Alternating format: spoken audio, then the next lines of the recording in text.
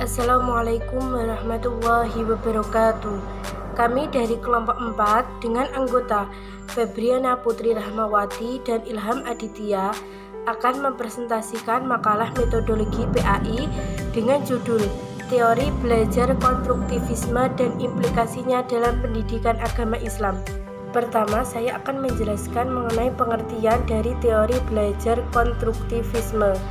Dalam pendidikan, teori menempati posisi yang sangat penting karena dengan perkembangan teori, pengetahuan dan pengalaman terus berkembang.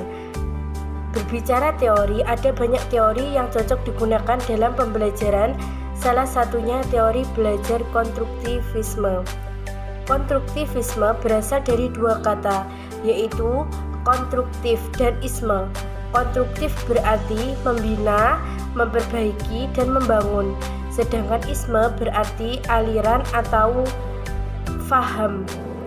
Konstruktivisme merupakan aliran filsafat pengetahuan yang menekankan bahwa pengalaman berasal dari diri sendiri. Teori konstruktivisme menjelaskan bagaimana siswa membangun sendiri pengetahuan di benaknya dan menerapkan ide-idenya sendiri. Bagi konstruktivisme, kegiatan belajar adalah kegiatan aktif siswa yang harus membangun sendiri pengetahuannya. Teori belajar konstruktivisme itu memiliki kelebihan dan kekurangan.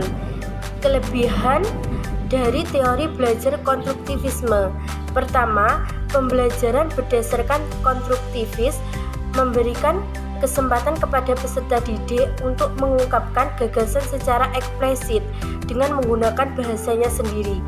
Kelebihan yang kedua, pembelajaran berdasarkan konstruktivis memberi pengalaman yang berhubungan dengan gagasan yang telah dimiliki oleh siswa itu sendiri. Kelebihan yang ketiga, pembelajaran konstruktivis memberi siswa kesempatan untuk berpikir tentang pengalamannya. Kelebihan yang keempat, pembelajaran konstruktivis memberikan lingkungan belajar yang kondusif yang mendukung siswa untuk mengungkapkan gagasannya.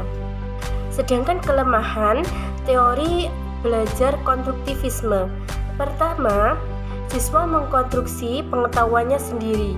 Tidak jarang bahwa hasil dari siswa itu berbeda dengan pengetahuan dari ilmuwan sehingga menyebabkan kesalahpahaman. Kekurangan yang kedua atau kelemahan yang kedua, konstruktivis menanamkan agar siswa membangun pengetahuannya sendiri. Hal ini pasti membutuhkan waktu yang sangat lama dan setiap siswa mempunyai penanganan yang berbeda-beda. Kelemahan yang ketiga, situasi dan kondisi di setiap sekolah itu berbeda-beda, yang pastinya sarana dan prasarana dalam sekolah itu juga berbeda. Poin yang kedua, saya akan menjelaskan siapa saja tokoh-tokoh dari teori belajar konstruktivisme. Tokoh yang pertama, Driver and Bell. Mereka berdua mengatakan bahwa karakteristik dari teori belajar konstruktivisme itu ada beberapa. Pertama, peserta didik dipandang sebagai pasif tapi memiliki tujuan. Kedua, keterlibatan peserta didik seoptimal mungkin dalam pembelajaran. Ketiga, pengetahuan tidak datang dari luar, tetapi pengetahuan itu berasal dari peserta didik itu sendiri. Tokoh yang kedua, J. Piaget. Piaget yang dikenal sebagai konstruktivis menegaskan bahwa pengetahuan dibangun dalam pikiran anak itu berdasarkan melalui asimilasi dan akomodasi. Asimilasi adalah penyerapan informasi yang baru, sedangkan akomodasi adalah sesuatu yang disediakan untuk kebutuhan penyusunan struktur informasi yang lama maupun baru, baik tempat maupun kebutuhan lain. Tokoh yang ketiga, Vygotsky. Vygotsky memahami bahwa belajar dilakukan dalam interaksi lingkungan sosial. Proses belajar seseorang dengan discovery lebih mudah apabila dalam konteks lingkungan sosial budaya.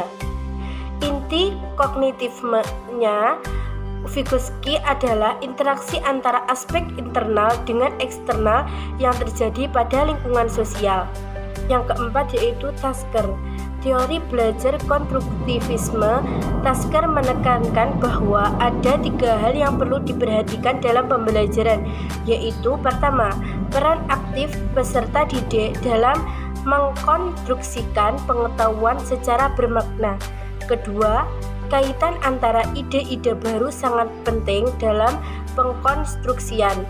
Ketiga, mengaitkan antara informasi yang baru diterima dengan gagasan-gagasan yang dikembangkan. Tokoh yang kelima, Wheatley. Wheatley mendukung teori belajar konstruktivisme. Ada 2 prinsip yang telah dikemukakan oleh Wheatley, yaitu pertama, pengetahuan tidak dapat diperoleh secara pasif, tetapi diperoleh dari aktivitas peserta didik.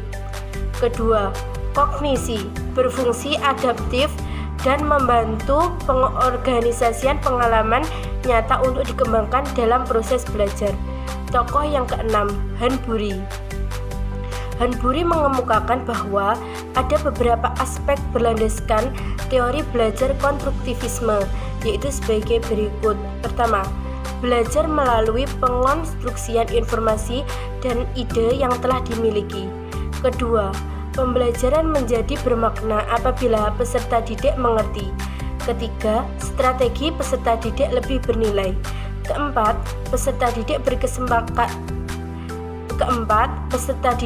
berkesempatan untuk diskusi dengan sesama. Poin ketiga, saya akan menjelaskan bagaimana pandangan teori konstruktivisme tentang proses belajar. Menurut pandangan konstruktivisme, belajar merupakan suatu proses pembentukan pengetahuan. Pembentukan ini harus dilakukan oleh siswa. Siswa harus aktif dalam kegiatan. Guru tidak mentransferkan pengetahuan yang telah dimiliki, melainkan membantu siswa dalam membentuk pengetahuan itu sendiri, dan dituntut untuk lebih memahami jalan pikir atau cara pandang siswa dalam belajar. Bagi konstruktivisme, kegiatan belajar adalah kegiatan aktif siswa yang harus membangun sendiri pengetahuannya. Hanya dengan keaktifan mengolah bahan, bertanya secara aktif, dan mencerna bahan secara kritis, siswa akan dapat menguasai bahan dengan baik. Oleh karena itu, kegiatan aktif dalam proses belajar perlu ditekankan. Bahkan, kegiatan siswa secara pribadi dalam mengolah bahan, mengerjakan soal, membuat kesimpulan, dan merumuskan suatu rumusan dengan kata-katanya sendiri adalah kegiatan yang sangat diperlukan agar siswa sanggup membangun pengetahuannya. Prinsip-prinsip belajar menurut pandangan teori konstruktivisme. Secara garis besar, prinsip-prinsip konstruktivisme yang diajarkan dalam belajar mengajar adalah: 1. Pengetahuan dibangun oleh siswa sendiri. 2. Pengetahuan tidak dapat dipindahkan dari guru ke murid, kecuali hanya dengan keaktifan murid sendiri untuk menalar. 3. Murid aktif mengkonstruksi secara terus-menerus sehingga selalu terjadi perubahan konsep ilmiah. 4. Guru sekedar membantu, menyediakan saran dan situasi agar proses konstruksi berjalan dengan lancar. 5. Menghadapi masalah yang relevan dengan siswa. 6. Menyesuaikan kurikulum untuk menanggapi anggapan siswa. Mengimplementasikan pembelajaran konstruktivisme. Dalam pembelajaran, agama Islam dapat ditempuh melalui 3 bagian, yaitu bagian yang pertama, pendahuluan, inti, dan yang terakhir, penutup. 1. Pendahuluan. Kegiatan ini merupakan langkah pertama, yaitu persiapan sebelum dimulainya proses pengaplikasian pendekatan pembelajaran konstruktivisme. Langkah pertama yang dilakukan oleh guru dengan melakukan persiapan. Persiapan dimulai dengan melihat tema materi yang akan diajarkan. Persiapan selanjutnya yaitu membuat RPP atau rencana pelaksanaan pembelajaran. RPP dibuat untuk 2 kali pertemuan menggunakan kurikulum K13 dengan pendekatan saintifik. Mengamati, menanya, mencoba, mengolah, dan mengomunikasikan. Kemudian pemilihan media strategi yang sesuai dengan materi yang diajarkan. Membuat instrumen penilaian mencakup penilaian spiritual, pengetahuan, sosial, dan keterampilan. Penilaian spiritual, penilaian ini dilakukan untuk menilai kompetensi inti ke-1, yaitu spiritual, instrumen yang guru dengan melakukan observasi pada siswa. Contoh kegiatan siswa yang termasuk dalam penilaian ini adalah siswa dengan khidmat melakukan kegiatan berdoa sebelum dan sesudah melakukan kegiatan, mengucapkan rasa syukur ketika sudah berhasil menyelesaikan tugas. Penilaian pengetahuan dilakukan dengan tujuan nilainya tercapai materi yang sedang disampaikan oleh guru. Berbagai jenis teknik penilaian yang bisa dilakukan oleh guru. Pengetahuan dari siswa dalam penilaian ini, guru menggunakan tes tertulis dengan menggunakan bentuk instrumen jawaban tepat. Penilaian keterampilan dalam penilaian ini, beliau menilai dengan cara praktik membaca. Yang sebelumnya beliau sudah mengategorikan siswa dengan kategori Iqra dan siswa kategori Al-Quran. Siswa yang belum bisa membaca Al-Quran maka diarahkan untuk membaca Iqra dengan tingkatan siswa sesuai dengan tingkatan masing-masing. 2. Inti. Kegiatan inti merupakan isi kegiatan belajar mengajar. Di sini guru mengimplementasikan dari RPP yang telah dibuat sebelumnya. Guru memulai pembelajaran dengan salam melakukan persepsi pretest untuk materi. Contohnya materi makanan halal dan haram pada kelas 6, guru membuat kelompok. Kemudian disuruh menganalisis manfaat makanan halal dan bahaya makanan haram. 3. Penutup.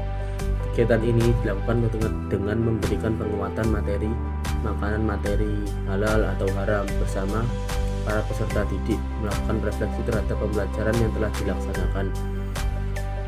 Kegiatan penutup dilakukan untuk memastikan bahwa siswa dalam pembelajaran sudah menemukan pengetahuan yang baru bertambah dari pengetahuan sebelumnya. Kegiatan ini dilakukan oleh guru dengan siswa yang berkelompok maupun individu untuk merefleksi dan mengevaluasi. Sekian presentasi dari kelompok 4. Apabila ada kurang lebihnya mohon maaf.